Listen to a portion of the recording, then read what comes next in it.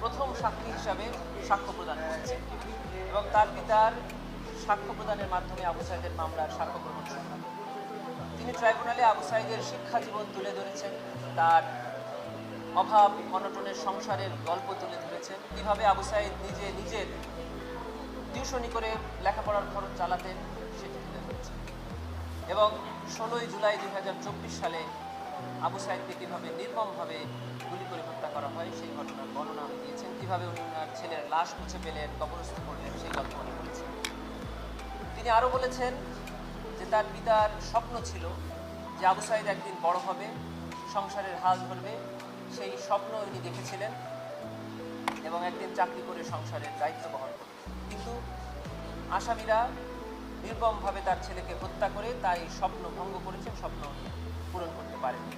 তিনি ট্রাইব্যুনালের কাছে জানিয়েছেন, আশা করেছেন যে উনি যেহেতু আবু সাঈদের স্বপ্ন ওনার পূরণ হয়নি, তবে ওনার একটি স্বপ্নই এখন আছে, সেটি হলো আবু সাঈদ হত্যার বিচার উনি দেখে যেতে চান।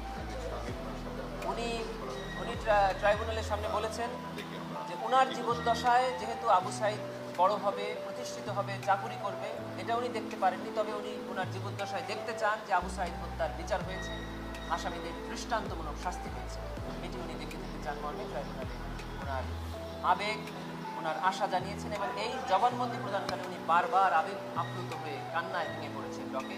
শুধু তাই নয়, ট্রাইব্যুনালে যারা উপস্থিত ছিল সকলেই আবেগ আপ্লুত হয়ে গিয়েছিল ওনার এই বর্ণনা শুনে। তিনি আসমান ভেঙে পড়েছেন এমন একটি কথা বলেছেন, কি বলতে চেয়েছেন আসলে যখন শুনলেন? এটা একটা স্বাভাবিক কথা। একজন দরিদ্র পিতা যার সন্তান পঞ্চম এবং অষ্টম শ্রেণীতে জালিলপুরে বৃত্তি পেল, A+ পেল, পাবলিক ইউনিভার্সিটিতে ইংরেজিতে ভর্তি হলো, এরকম একটা দরিদ্র পিতার আশা থাকে যে এই ছেলে একদিন বড় হয়ে বড় চাকরি করবে, সংসারের হাল ধরবে।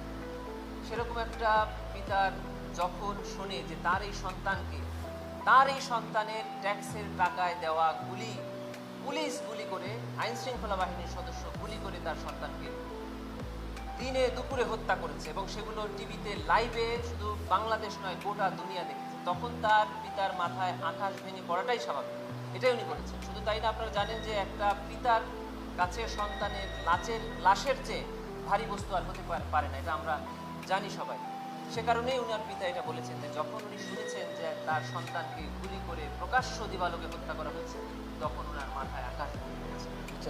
সেজন্যই উনি চেয়েছেন যে আমার ছেলে বড় হবে, এই স্বপ্ন তো আমি পূরণ হয়েছে দেখে যেতে পারলাম না, আমার একটি স্বপ্ন, সেটা হলো আমার জীবদ্দশায় আমার সন্তানের হত্যাকারীদের বিচার আমি দেখতে চাই।